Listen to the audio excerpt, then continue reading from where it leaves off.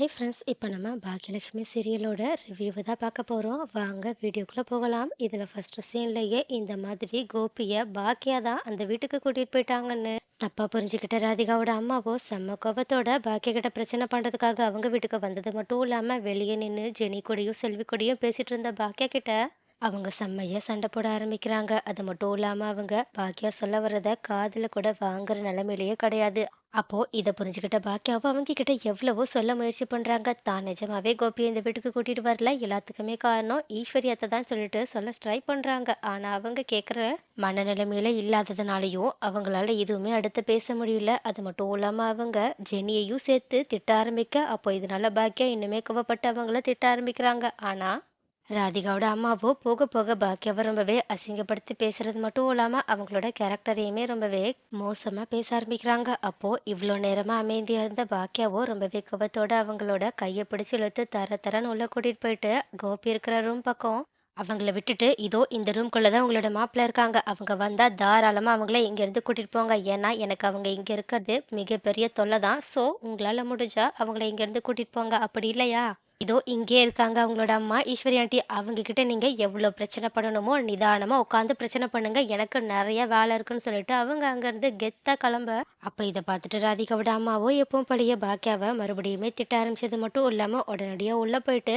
கோபி மாப்பிள்ள கிட்ட இதை பத்தி பேசலாம். ஏன்னா அவங்க நிஜமாவே மாப்பிள்ளையோட மனசை ஏதோ தெரியாத்தனமா மாத்தி தான் வச்சிருக்காங்க. மத்தபடி மாப்பிள்ள கண்டிப்பா நம்மளோட பொண்ணை விட்டுட்டு போயிட மாட்டாங்கன்னு சொல்லிட்டு நம்பிக்கையோட உள்ள போயிட்டு கோபி கிட்ட முதல்ல ரொம்பவே அக்கறையோட, என்ன மாப்பிள்ள எப்படி இருக்கீங்க, உடம்பெல்லாம் எப்படி இருக்கு, இப்ப கொஞ்சம் எல்லாமே சரியாயிடுச்சு தானே அப்படின்னு கேட்க, உடனே ராதிகாவோட அம்மாவை பார்த்த கோபியுமே முதல்ல மரியாதைக்காக நல்லா இருக்கேன், என்ன கொஞ்சம் ஹார்ட் ஆப்ரேஷன் பண்ணியிருக்கனால அப்பப்போ கொஞ்சம் பெயின் இருக்கு, அவ்வளோதான், மற்றபடி ஐம் ஓகே அப்படின்னு சொல்றாங்க. உடனே இதை கேட்டுட்டு ராதிகாவோட அம்மாவும் அப்பாடா இப்பதான் கொஞ்சம் நிம்மதியா இருக்கு மாப்பிள்ள அப்படின்னு சொல்லிட்டு அவங்க வந்த விஷயத்த கேட்க ஆரம்பிக்கிறாங்க. ஆனா அவங்க அப்படி கேட்க ஆரம்பிக்கிறதுக்கு முன்னாடியே கோபியை பார்க்கறதுக்காக அங்க ஈஸ்வரி வந்துடுறாங்க. அது மட்டும் இல்லாம அங்க ராதிகாவோட அம்மா இருக்கதை பார்த்துட்டு அவங்க செம்மையா கடுப்பானது மட்டும் இல்லாம, என்ன நீ எதுக்காக இப்ப வந்த, உன்னை என்ன அவ என் பையனை கூட்டிட்டு வர சொல்லிட்டு தூது அனுப்பியிருக்காளோ, அவகிட்ட போய் சொல்லு, இதுக்கப்புறமா என்னோட பையன் என்கிட்ட தான் இருக்க போறான். ஏன்னா இதுக்கப்புறமா அவனை நான் நல்லபடியா கவனிச்சு அவனோட உடம்ப தேத்த வேண்டியது இருக்குன்னு சொல்லிட்டு இங்கேருந்து நீங்க என் பையனை தொந்தரவு பண்ணாம சீக்கிரமா கிளம்பி போனா நல்லா இருக்கும்னு சொல்லிட்டு சொல்ல, உடனே இதை கேட்டுட்டு ராதிகாவோட அம்மாவும் கோபிக்கிட்ட, என்ன மாப்பிள்ள இப்படியெல்லாம் பேசிட்டு இருக்காங்க, இவங்க சொல்ற மாதிரி நீங்க இங்கேயேவா இருக்க போறீங்க? அங்க மயுவும் ராதிகாவும் உங்களை நினைச்சு எவ்வளவு கவலைப்படுறாங்க தெரியுமா? ராதிகா அழுகைய நிறுத்தவே மாட்டேன்றா அப்படின்னு சொல்லிட்டு ராதிகா படுற கஷ்டத்தெல்லாம் எடுத்து சொல்ல. ஆனா அதுக்கு கோபி ஏதோ பேச வர்றதுக்கு முன்னாடியே அவங்களோட பேச்ச கொஞ்சம் கூட மதிக்காத ஈஸ்வரியோ ரொம்பவே கோபத்தோட, ஆமா அவளால தானே இந்த நிலைமை, அவ மட்டும் சரியான நேரத்துல வந்திருந்தா என் பையனுக்கு இப்போ இந்த நிலைமை வந்திருக்க வாய்ப்பே கிடையாது. அதனால அவ அழுகிறதுல ஒன்றும் தப்பு இல்லை. அது மட்டும் இல்லாம அவ அழுகுறான்னு நீங்க சொல்லிதான் நான் பாக்குறேன். ஏன்னா குத்துக்கல்லு மாதிரி அவ எங்க முன்னாடி ஹாஸ்பிட்டல்ல கோபிக்கு ஆப்ரேஷன் நடக்கும்போது நின்றுட்டு இருந்தா. அது மட்டும் இல்லாம இப்ப கூட கோபியா அவ கூட கூட்டிட்டு போகணும்னு சொல்லிட்டு எவ்வளவு பிரச்சனை பண்ணா தெரியுமா? அவ கண்ணில் தான் நான் ஒரு சொட்டு கண்ணீர் கூட இது வரைக்குமே பார்க்கலையே.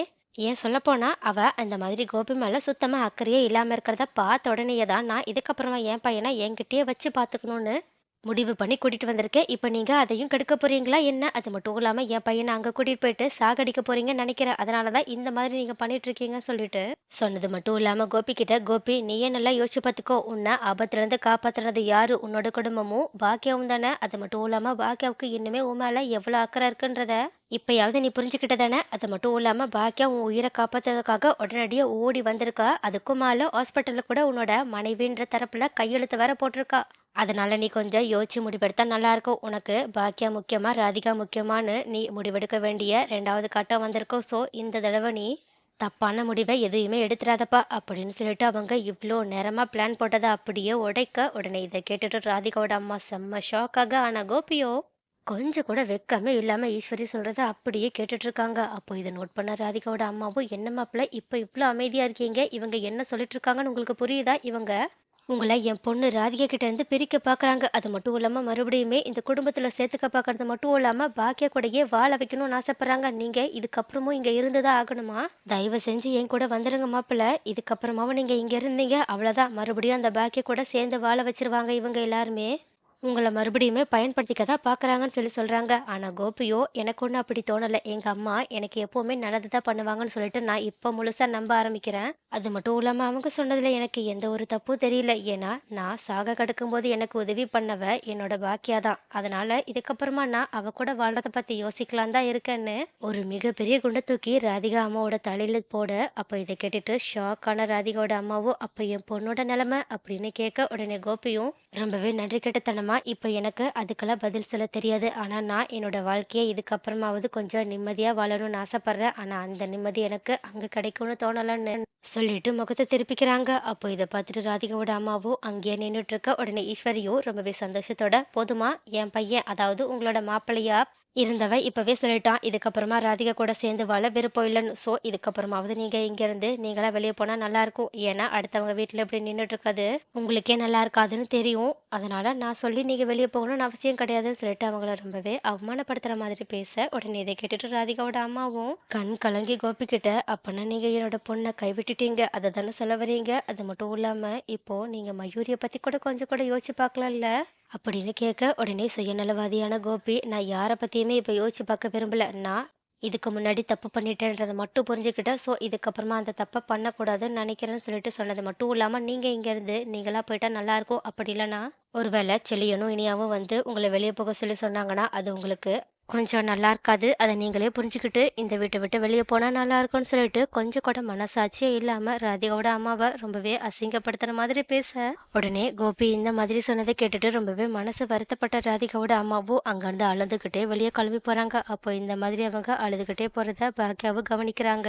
ஸோ அவங்க உடனடியா ஈஸ்வரி கிட்ட வந்து என்னாச்சு, எதுக்காக அவங்க அழுதுகிட்டு போறாங்கன்னு சொல்லிட்டு கேட்க, உடனே ஈஸ்வரியும் அதெல்லாம் உனக்கு தேவையில்லாத விஷயம்னு சொல்லிட்டு அவங்க கிட்ட எந்த உண்மையுமே சொல்ற மாதிரி தெரியல. ஏன்னா ஈஸ்வரிக்கு நல்லாவே தெரியும் இது வரைக்குமே கோபி மேல அவங்க கோவத்துல தான் இருக்காங்கன்ற விஷயம். ஸோ இப்போ இந்த உண்மையை சொன்னா கண்டிப்பா பாக்கியா அமைதியா இருக்க மாட்டாங்க. ரொம்ப பெரிய பிரச்சனை பண்ணுவாங்கன்னு சொல்லிட்டு தான் அவங்க எதுவுமே சொல்லாம பாக்கியாவோட பேச்ச அப்படியே கட் பண்ணிக்கிட்டு அங்கேருந்து கண்டுக்காம கிளம்பி போறாங்க. ஆனா இன்னொரு பக்கமும் இந்த மாதிரி ராதிகாவோட அம்மா வீட்டுக்கு அழுதுகிட்டே போயிட்டு ராதிகா கிட்ட கோபியும் ஈஸ்வரியும் அவங்க கிட்ட பேசினா எல்லா விஷயத்தையுமே சொல்லிட்டு, "இதுக்கப்புறமா உன்னோட வாழ்க்கை என்ன ஆக போதுன்னு யோசிக்கும் போது என்னால அதை தாங்கிக்கவே முடியலம்மா" அப்படின்னு சொல்லிட்டு சொல்ல, உடனே இந்த மாதிரி கோபி சொன்னாங்கன்னு சொல்லிட்டு ராதிகாவால நம்பவே முடியல. அதனால அவங்க ரொம்பவே கோவத்தோட பாக்கியோட வீட்டுக்கு போனது மட்டும் இல்லாம கோபி கிட்ட போயிட்டு, "நீங்க என்னோட அம்மா கிட்ட சொன்னது உண்மைதானா? இதுக்கப்புறமா நீங்க பாக்கியா கூட தான் சேர்ந்து வாழ விருப்பப்படுறீங்களான்னு" சொல்லிட்டு கேட்க, அப்ப கரெக்டா அங்கேயுமே பாக்கியா வந்து நின்னுட்டு இதை கேட்டுட்டு செம்மையா ஷாக் ஆகுறாங்க. ஆனா கோபியோ, "ஆமா, நீ கேட்டது உண்மைதான். நான் இதுக்கப்புறமா